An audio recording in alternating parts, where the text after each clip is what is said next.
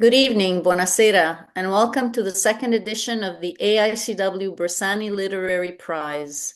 We are here to celebrate the winners, Bruno Cocorocchio, JoAnn Catania, Carmela Circelli, Tina Biello, and Gianna Patriarca.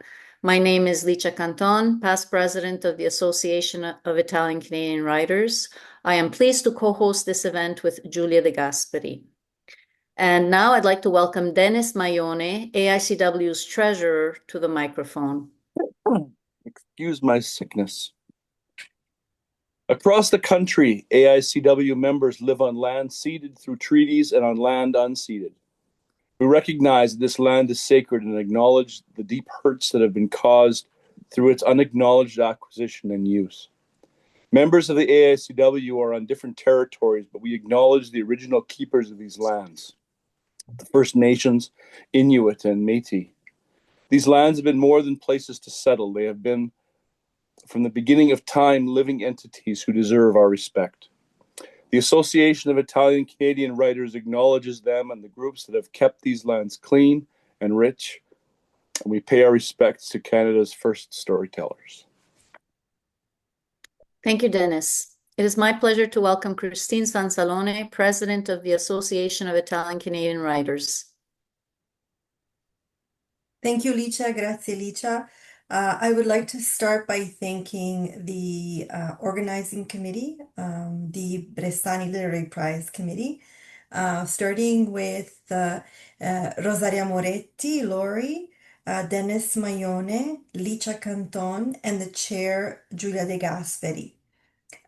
This is an incredible honor for our association to have to be able to award this literary prize, but it takes a lot of work, and it would not be possible without all the hard work that Giulia and her team have done. It is a work that takes several months, finding, getting all the submissions and finding the judges, reviewing everything, and it's just so much work. So thank you very much for taking on this task. As you know, the Association of Italian Canadian Writers is formed by a group of volunteers, is run by a group of volunteers, and so we really, really appreciate this. For those of you who don't know, who are not members of the association and would like to know a little bit more about our events, you can follow us on Facebook. We are also on Instagram, and recently we also joined LinkedIn. So if you follow us, you will see all our events advertised there. And we also have a webpage. So if you wish to join the association, you can check out our webpage, which is www.aicw.ca. So without further ado, I would like to give back the microphone to Licia to introduce this evening's speakers. And oh, sorry, I forgot to congratulate all the winners. Your work is exceptional. We have an amazing community of writers, and it is our honor to recognize your writing today. It's just incredible, exceptional writing. So thank you very much. Thank you. Thank you, Christine. And now the microphone goes to Giulia De Gasperi, chair of the AICW-Bressani Literary Prize Committee. Giulia? Thank you, Licia. Thank you, Christine, for the kind words that you shared for us. We appreciate them. And thank you, everybody, for being with us this evening. I would like to take a moment to personally thank my fellow committee members, Licia Canton, Dennis Maione, Rosaria Moretti Lori, and Maria Pia Spadafora, who couldn't be with us tonight, but she was so helpful in so many ways. I want to express my sincere gratitude for their contribution in making the second edition of the Bressani Literary Prize a wonderful experience. I also want to thank all the participants, the judges, the finalists, and of course, the winners. The prize was transferred to us in 2020 through the Italian Cultural Center in Vancouver, where it was originally established by the late C.D. Nomini and Anna Foschi Ciampolini in 1986. It is now officially known as the AICW-Bressani Literary Prize. In this edition, we added two categories, children's book and playwriting. The aim of the prize remains the same as originally intended, to promote and celebrate works by Canadian authors of Italian background. In this second edition, the AICW-Bressani Literary Prize was assigned to 5 different categories: children's book, fiction, nonfiction, poetry, and first book. And the winners are, for nonfiction and first book, Bruno Cocorocchio, Mea Culpa, A Plea of Innocence. For fiction, we have 2 co-winners, JoAnn Catania, with A Scarcity of Virgins, and Carmela Circelli with Love and Rain. For poetry, we have Tina Biello with The Weight of Survival. And for children's book, we have Gianna Patriarca with Nonna and the Girls Next Door. And to all of you from us, congratulations. And now I would like to invite our first reader, Bruno Cocorocchio. Courageous, raw, gripping. This is how readers describe Bruno Cocorocchio's first book, Mea Culpa, A Plea of Innocence. Published in 2022, the book chronicles the lifelong struggle of a boy, and later a man, to gain parental approval. In his telling, Bruno meticulously dissects his suffering. His second memoir will similarly shock readers with revelatory analysis of his survival. And now Bruno is going to read an extract from his book. To you, Bruno. Thank you. I have selected chapter 4 of my book, titled Pasta Asciutta. It's battle day. I open the balcony door and the noise from outside fills the room. The market is in full swing. I sit cross-legged on the platform, facing the valley. My soldiers are assembled on this side of the river. On the other side stands the enemy. Both armies are ready to fight. The centurion, his golden helmet reflecting the rays of the sun, is perched on my knee, a hilltop, assessing the situation. He and I inspect the legions, row upon row of regimented soldiers. We are proud and sure to win. As for the enemy, their camp is bedlam. Men in partial armor scramble between tents, searching for weapons. Others, bare-chested, run around brandishing swords in the air aimlessly. In the courtyard below, a chaotic scene unfolds. People move frantically about. A woman enters a shop, another exits. One stops to greet, another rushes by. One offers a price, another reacts in shock. Voices get louder and louder. The screech of a vendor rises above the din. Look here, ladies, for the freshest greens and at the best price. A twitch in my leg, followed by a nervous kick. One of my soldiers slides towards the cliff edge. Immediately, I'm on a fast gallop to his rescue. I return him safely to his ranks and receive shouts of praise from my men.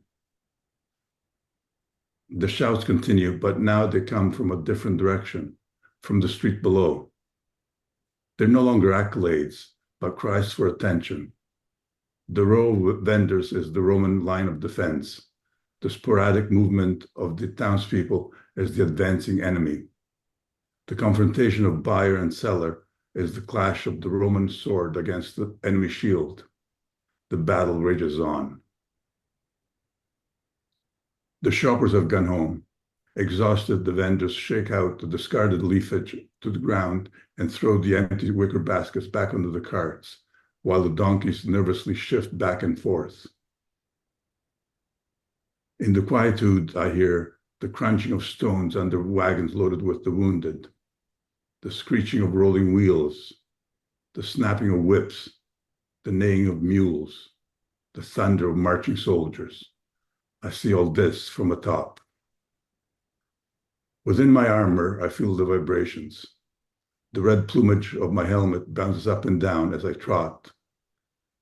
Up ahead, I notice a little boy standing tiptoe on the front step of a portal, that of Palazzo Gallardi. I approach, lean to the left, and offer the boy my arm. He takes it, and I scoop him up behind me on the saddle. As I do, I hear shouts of approval from my men. The boy tightens his hold around my waist. Buoyed by the cheers, we gallop ahead. I detect a familiar sound among the shouts. Papa? He uses our unique whistle signal. I see him standing there outside his shop at the top of the street. I jump off the horse and grab the 2 iron bars to pull myself up above the top railing and return his signal with a wave of my arm. He points to his wristwatch to indicate that it is time. I nod in return and quickly head for the kitchen. At the stove, I turn the burner under the large pot fully on and the burner under the smaller pot halfway on.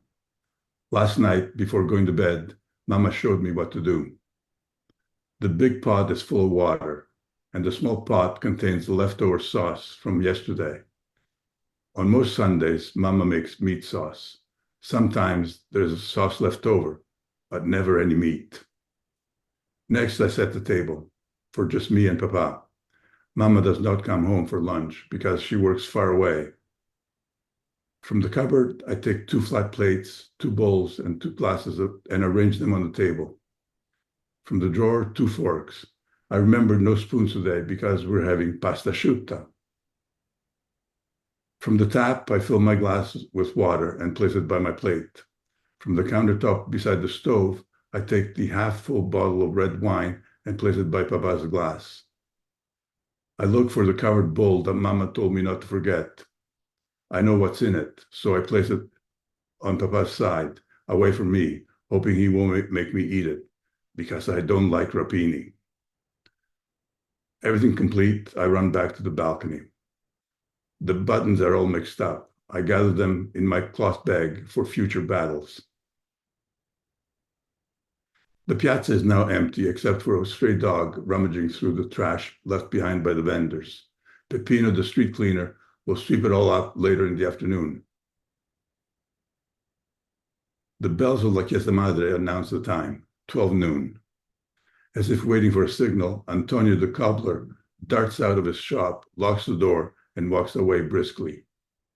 A few moments later, Papa reemerges from his shop and locks up too. But instead of walking down towards me, he runs across the street into Marietta's bakery shop. It takes forever for him to come out. When he does, he holds a loaf of bread under his arm and walks very fast towards me and soon disappears under me. I rush back to the kitchen and stand in front of the door, waiting. I hear Papa whistling as he comes up the stairs. I guess he skips every other step because he sounds so close. The key is in the lock, a click, and Papa appears. The lids on the pots make a clapping sound. Papa places the loaf of bread on the table and rushes to the stove. He lifts the cover of the small pot and stirs the sauce. The aroma fills the room. Suddenly, I'm starving.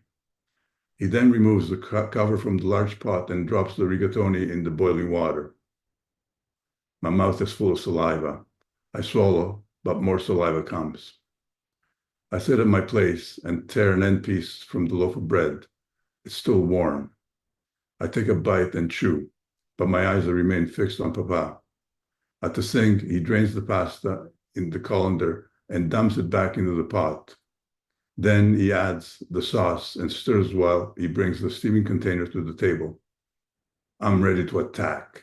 I hold my fork firmly in my hand and close my eyes. I'm on the battlefield. I'm the centurion, holding my sword. I take a deep breath, but instead of fresh air, my lungs fill with the sweetest aroma. I open my eyes and see the steaming mound of pasta, the soldiers, me, the go-ahead. Magna Brumagna, orders Papa. Immediately, I stab 2 pieces of rigatoni and bring them to my gaping mouth. I close my eyes again and, so good. But my men, my sword, the enemy. No, no, no, not now. Later. Now it's time to eat. Thank you. Thank you, Bruno. Thank you so much. And congratulations again. Now we're moving on to JoAnn Catania. JoAnn Catania was born in Sicily and immigrated to Toronto when she was 7. She has a modern languages degree from the University of Toronto and a journalism degree from Ryerson, what is now Toronto Metropolitan University. She is the mother of 3, grandmother of 7, and daughter of a super centenarian aged 110 years old, 5 months and counting. Congratulations. A Scarcity of Virgins is her first novel. Over to you, JoAnn. Thank you. Thank you. Okay, so I'm going to read an excerpt from further on in my novel. So I'm going to give you a little backstory. The main character of my novel, Rita, is a 1980s traditional housewife married to Victor. She is somewhat reclusive and agoraphobic. Her marriage is patriarchal, restrictive, and at times emotionally abusive. She happens to meet and is seduced by Valentin, a younger man with whom she falls in love. In this chapter, because of the distraction caused by this relationship, her 5-year-old son is involved in a car accident. So it's chapter 30. You make your own reality. The words haunt me, and I repeat them over and over in my head. These are dark days, both inside my head and mirrored outside by dark, gloomy weather. Dirty gray clouds suffocate a sun I have not seen for days. Day after day, I have kept vigil at my son's bedside as he lies between life and death in a medically induced coma, while his swollen brain attempts to heal itself. I am not permitted to spend the night with him in ICU, so I have been sleeping in the waiting room down the hall each night for the last week. Somehow I have tricked my brain into concentrating on nothing, no other thought than that of the survival of my son. No reprimands, no excuses, no regrets. Only a voidness of thought. My mind can concentrate on this one thing only, exist in this one place only, smell and taste and see and hear nothing except the sanitized hospital smells, the cardboard cafeteria food, the blinking monitors, the beeping equipment, and recall no past memories except one over and over. I was 10 when my cousin was run over by a car. The back wheel had driven right over her chest. I remember trying to imagine what that must have felt like, a car wheel driving over your chest. I remember my mother praying despondently and walking in a daze from room to room, waiting for the phone to ring and answering my inane questions as my cousin lay close to death in the hospital. Will we be able to go see her when she's better? I had asked. I'm going to give her my best doll as a present, the one she always liked. The one that wets, she liked that one. The next day, my mother told me and my brothers with a choking voice as she struggled to hold back tears that maybe my cousin wasn't going to get better, that maybe she would die. She was already dead.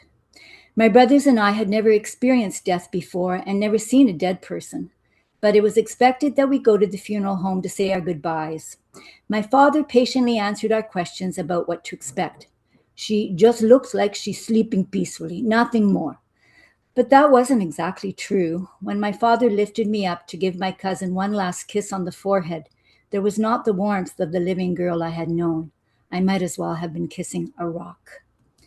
It must have been the novenas my mother attends every week to pray for all of us so we may be safe that must have saved my son from dying, although he came close to it. It certainly wasn't my prayers or as a reward for anything I have done lately. There are no atheists in foxholes, Sister Aloysius used to tell us. So I have prayed and then thanked whatever entity or power or force intervened to spare my son. He had rushed out between parked cars without looking while chasing after a squirrel and been hit by an unsuspecting driver who fortunately was not going at a great speed.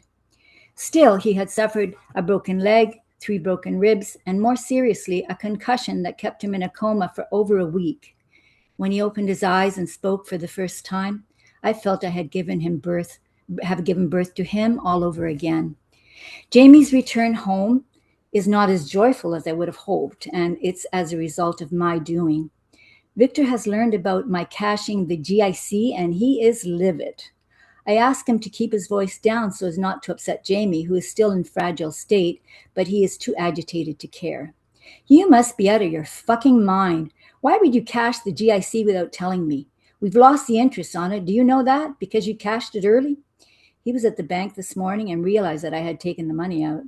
I'm standing at the kitchen sink, rinsing dishes and calmly sliding them into the dishwasher. Jamie is sleeping on the couch, and I remind him again to control himself until we can discuss it in private. He is justified, of course, but I know it's not the only reason he's angry. He's finally found a bona fide excuse to expel the anger he has been holding back for months, like the crescendo of lava inside the cone of a volcano that finally spews out its vitriol. For months, I have been resisting his forced schedule of matrimonial sex that has been the norm for 18 years. And in those 18 years, any obstinacy on my part has always resulted in coldness, belligerence, and general grumpiness towards me the next day. Whereas I have usually let him have his way in order to maintain the peace, more recently I have fought back. Don't force me, Victor. If I don't want to, you wait. I had never spoken to Victor like this before, and it is only in the last few months that I have vigorously resisted. Forced sex in marriage is rape too. He scoffed at this, his laugh almost but not quite a snort I recognized, and he retorted with, "It's your duty as a wife." To which I responded with a derisive laugh, his words striking me as being so antiquated. "I'm not your concubine, Victor. We'll make love when we both want to. I won't be forced." During the months when I believed that Valentine had gone out of my life for good, I had made a genuine attempt to rekindle the intimacy between Victor and me, and I patiently tried to explain to Victor that sex couldn't be penciled into a calendar. There should be no quota. There should be no pressure. It should come naturally. To his credit, Victor had agreed to our seeking counseling, but I soon realized that he believed we were there to fix my inadequate sex drive or to hear confirmation of my wifely duties. Instead, as Victor released his pent-up frustration during our first session, the soft-spoken psychologist, a grizzle-haired, spectacled man with a foreign accent, calmly told him, "You cannot expect your wife to be always in the desired, receptive state that you would wish her to be. Therefore, you must lower your expectations and respect her feelings. They are every bit as important as your own." Such bullshit, Victor had declared when we left the session, and after that he had refused to go again, and we began to argue almost every day, not just about sex, but any small thing. Now there is this bombshell which I am hard-pressed to explain away, so I simply tell the truth. A friend was in urgent need, and I had lent him the money. "Which friend?" he asked, naturally wanting to know. The floodgates opened, and I confessed to being in love with someone else, which, to my surprise, is followed by an unexplained feeling of euphoria. After that, things happen so fast it makes my head spin. Victor packs his bags and moves out in a histrionic gesture I have seen hundreds of times in the movies. I am soon receiving letters from his lawyer. I'm allowed to stay in the house temporarily because of the kids. The house must be sold, of course, eventually, and the lawyer I have retained tells me I should expect alimony only until I'm able to generate my own income. We will share custody of the children with visitation rights for Victor every other weekend and evenly shared holidays and summer vacations. Soon he has rented his own apartment not far from our house. To my very great surprise, I learned that Victor is dating the gym teacher, Julie, the diver. Was he really at school meetings after school? Has he been seeing her all along? Isn't life a tragicomedy?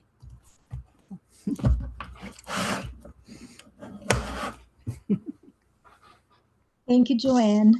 You're welcome. And now we're going to hear from Carmela Circelli. Carmela Circelli was born in Italy and grew up in Montreal. She taught as an adjunct professor of philosophy at York University for 30 years. Currently, she works in Toronto as a registered psychotherapist in private practice. In 2014, her philosophical memoir, Sweet Nothing, was published by Quattro Books. In 2023, Guernican Edition published her debut novel, Love and Rain. Here to you, Carmela. Hello, everyone. Thanks for coming. The section of the book I'm going to read is from the very end, the very last few pages. So just a little bit of context for it. The story mainly revolves around two sisters growing up in Montreal during the 60s and 70s. And after a series of tragic events, the family moves back to Italy. But before that happens, one of the sisters has a child out of wedlock and is forced to give her up for adoption. So this section that I'm going to read is part of a letter that she writes to this daughter whom she's about to meet for the first time as an adult. And she herself has just come out of a very long convalescence of sorts, resulting from some mental health issues that she was suffering from. Okay. All I can say in my defense is that I was a motherless child myself. The only comfort I knew was fear. My mother was fear, always present, ever dark, a dark cloak, a kind of beauty in some strange way that I hid behind until your father found me. Ah, he was a magician that swooped in, or was he a bird of prey? I will never know. But at the time he took off my dark cloak and ravished me, then pulled me back from the edge of the cliff, where with one hand I held back the sea and the other a sword. And for a brief period I set foot on this earth, as if I belonged. Love swept away all psychic debris and took me into its orbit, as if love would rule the world. And why shouldn't love rule the world? Who better? That was the alchemy of your birth, my dear, love and magic. She caught you in flight and brought you to us, the mother of days, the one we all want, the one we all deserve, the one who's always leaving and always arriving, shrouded in mystery. I'm always taking flight in mythos. Forgive me for that. It is how I survived my muted years, after the devastation, after love disappeared without a word, after I killed my father accidentally, after everyone left. I created a world in which I could live. In the end, I was rescued not by a man, but by an angel, who took me to the sea where I belonged, to the cave of my origins, where I waited for my lost heart to return. There, finally, I could relax.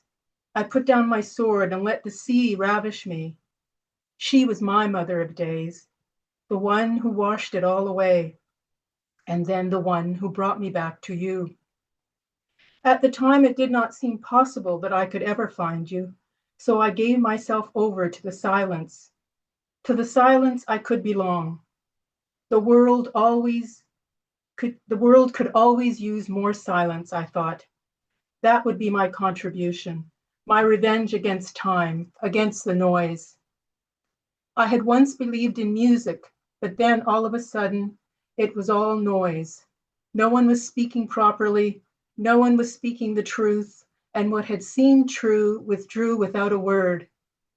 How desperately I had longed for word from your father, but that word never came, and so I took my revenge against the noise, against time. I'm sure you are wiser than I to know that revenge gets you nowhere.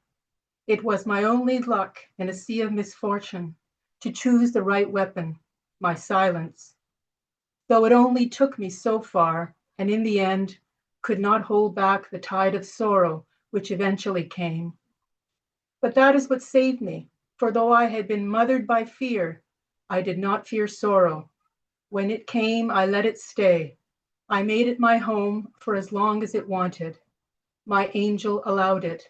She let it move in, the one who could see in a world gone blind.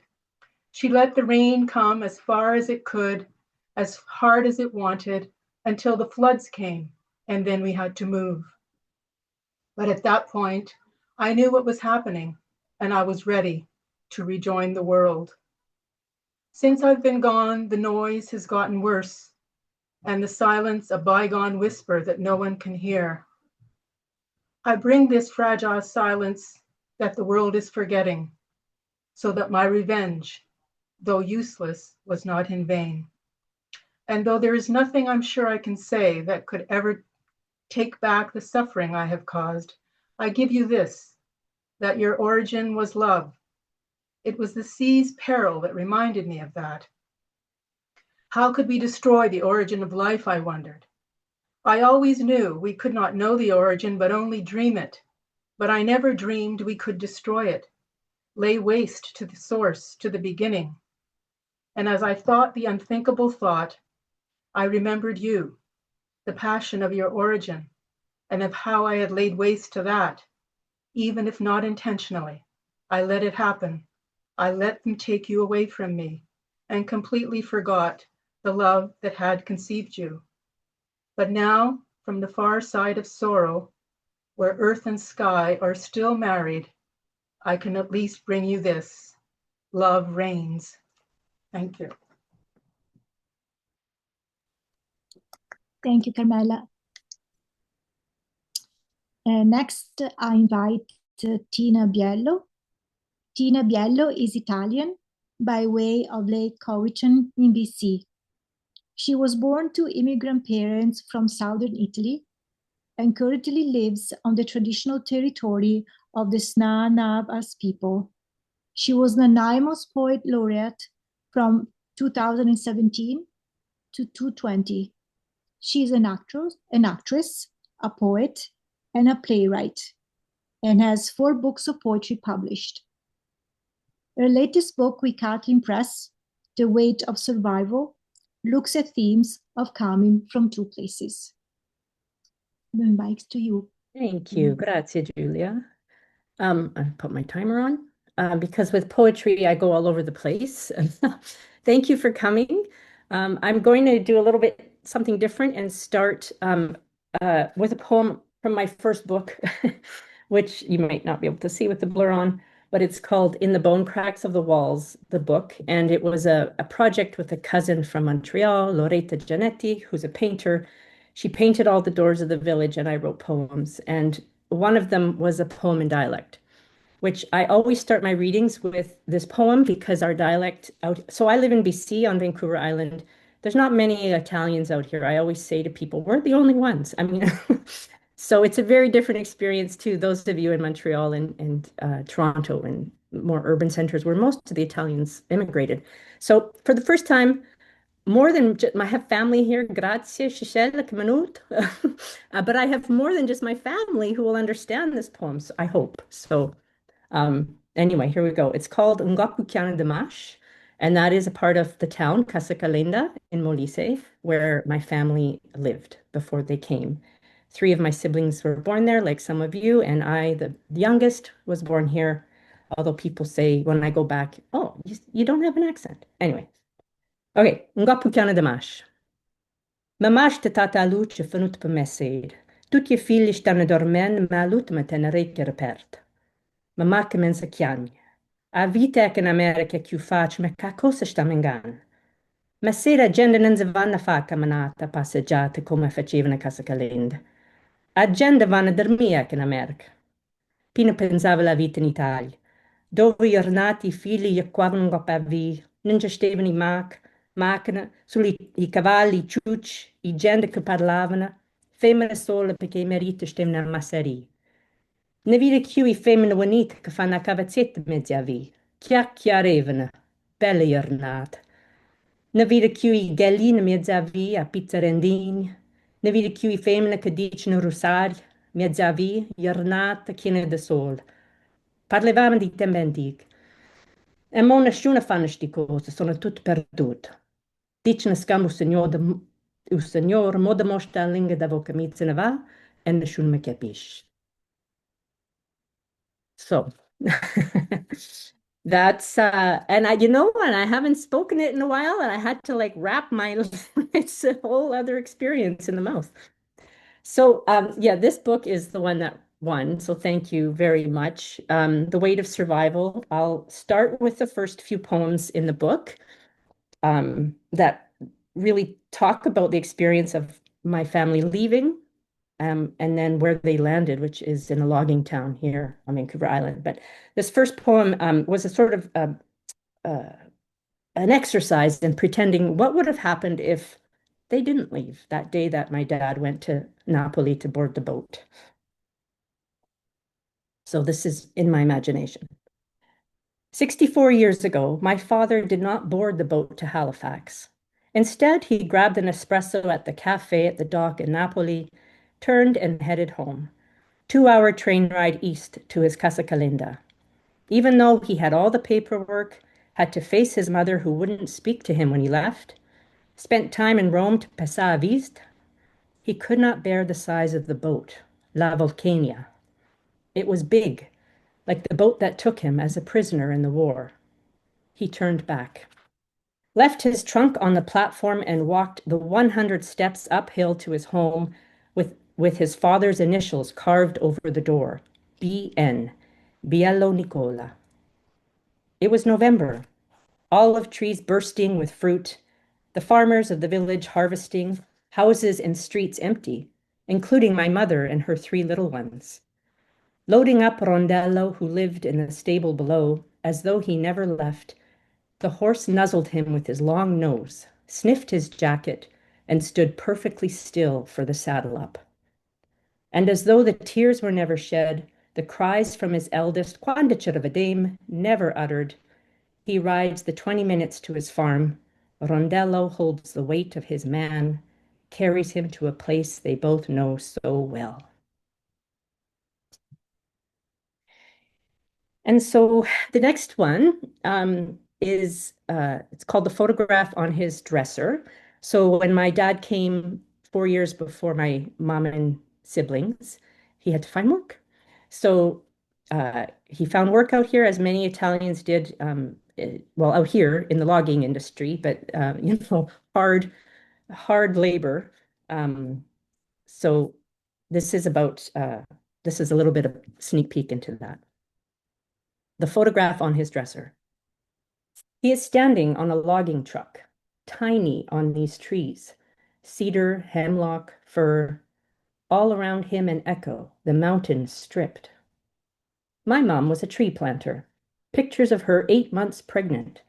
On the slopes of Bald Mountain, I learned to talk tree, hear the forest breathe, the green. Dad never fell trees. He just cut their limbs off, fallen soldiers like the ones he hid under in Libya, the Red Cross faded on his arm.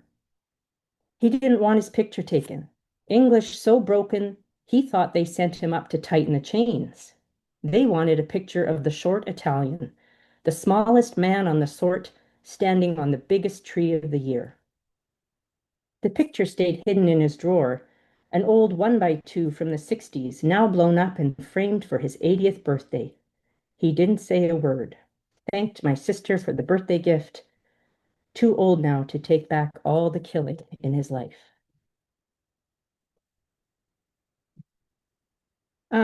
Okay, and the next one is, so we lived in Lake Cowichan, this tiny little village on Cottonwood Street. So I started off with Ngwapu Canada Mash, and this is us in Lake Cowichan.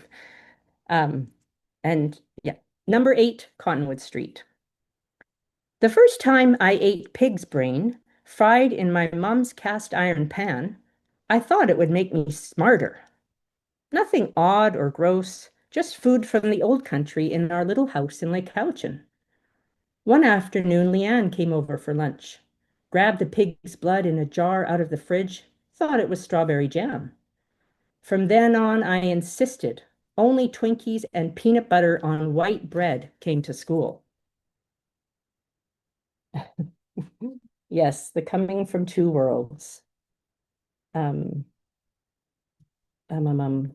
Okay. I think, I'll read the final poem in the book. I got distracted by this, because I'm almost at time. So this poem is it's about a death, and it's the title of the book came from this poem. So, and it's in parts, and I won't read the numbers in between, but when I pause, that's the next part of the poem. It's called His Ashes. In bed for 3 weeks, he travels far, out from under fluorescent lights, into the forests of the mountains, running through the country of his childhood, the nature spirits happy he is home. Meanwhile, they poke, prod, extract blood-stained sheets, his wife busy walking, paying bills, talking to doctors, getting the house in order. His return imminent and the last. Nothing bothers him here. In between these worlds, he has called on me to call on her. Bring her down. The air is much easier to breathe here, where the grass can grow. It was before death, before goodbye, she could stand in the garden and not weep. Today his ashes smeared on her hands, on her face, breathing him in, taking him inside her one more time, before earth will claim him. And today, in the here and now, the after, she learns to breathe new breath. His ashes line her lungs. His heart glows inside her as she speaks. The heron has bells on her feet. It's how we hear her fishing in a pond where she is not welcome. Goldfish hide in the reeds as the turtles hold their own, the weight of survival, deep in the mud. This is the way with the heart, knows the whole time it is the body that takes time to catch up. Born just after the drought when the rains returned, light, no matter what time of day, follows her. It is the darkness she does not understand. The days have been long, the mouth aches, it is a story she cannot tell, the one where she is alone, 40 years and now alone. No one tells a woman this is how you do it. The years have been long. Ask the oak tree, she will tell you. Keep standing, shoot roots down for water when the years are dry. Keep your leaves as long as you can stand it before the goodbye. Then it is you in the dark nights, frost, wind, and occasional snow. The years have been long, but the loving good. Thank you. Thank you, Tina. As I was telling myself that I understood 5% of your... I could read Christina Pepe's message that said that she understood all of it. So I guess my dialogue is very different. It's very different, yeah. And now we are going to hear from the winner of the Children's Book Prize, Gianna Patriarca. Gianna Patriarca is a multiple award-winning author of 13 books, poetry, fiction, children's literature, essay. She is extensively anthologized, adapted for stage, CBC radio drama, and for documentaries. Her work appears on university courses in Canada, in the US, and in Italy. Her first book, Italian Women and Other Tragedies, won the Milton Aker People Poetry Award in 1995 and will have its 5th printing this year. Over to you, Gianna. Thank you so much. Thank you very much. It's wonderful to have received recognition for this little book because although I'm mostly known for my poetry and short stories, I've been an elementary school teacher for 35 years. And so this was a real treat for me because it made me realize that just maybe they were the best 33 years of my life. So this is for the children. Nonna and the Girls Next Door. Sometimes we think that everything on the other side of the fence is gold, and we forget to look on our side of the fence. The girls next door have everything. They have a cat named Paws and a dog named Jake. They have a turtle who lives in an old plastic swimming pool under the big maple tree. The girls next door have pink and purple bikes and shiny new scooters that they ride in the schoolyard behind our house. The girls next door have a tree house with a real wooden ladder and a tiny window with a striped red and yellow curtain. And when the wind blows, the leaves dance all around the tree house. They climb up and they have tea parties with their dolls and their stuffed toys. They drink pretend tea from little ceramic cups. The wind sneaks in under the red and yellow curtain and keeps them cool. I watch them play over the fence from my backyard. They have so much fun. They skip with their ropes. They play catch with their ball. Sometimes they hold hands and swing in fast, fast circles, round and round and round, and then they fall down on the grass laughing. The girls next door have everything, but most of all, the girls next door have each other. Sometimes I wish I was one of the girls next door. I live on Grace Street with my mommy and my daddy and my Nonna. My Nonna takes care of me when mommy and daddy go to work and when I come home from school. The girls next door, they go to daycare after school, and in the summer they go to day camp. I want to go to daycare too, where there are lots and lots of children to play with. But then my Nonna would be very lonely. It's hard to turn the pages on Zoom. My Nonna says she will play with me, but my Nonna is old and she can't swing around and round in fast circles. Her knees hurt, and she can't skip with a rope or ride a bicycle or climb a wooden ladder. Nonna says that she isn't too old to tell me stories and to bake my favorite biscotti. The illustrations are lovely. I help her mix the dough with butter and sugar and eggs, and we make animal biscotti. They are my favorite. I can make a cat that looks just like Paws and a dog that looks just like Jake. Nonna likes to make stars and moons and angels.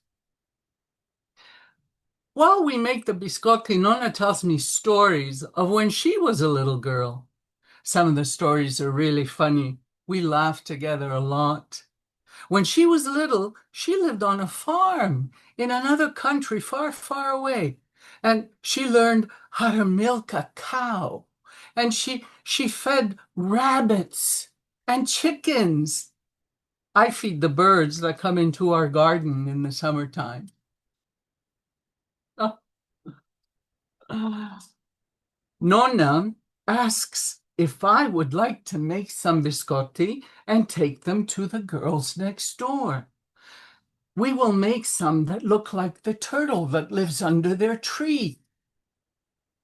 The girls next door love my Nonna's biscotti, and they say, "Thank you, thank you. Oh my goodness, you are so lucky to have a Nonna, especially one who can bake biscotti." Nonna looks from our kitchen window. I know she has a great big smile on her face. I like the girls next door.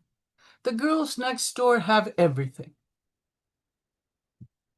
But they don't have my Nonna. And that's for the children.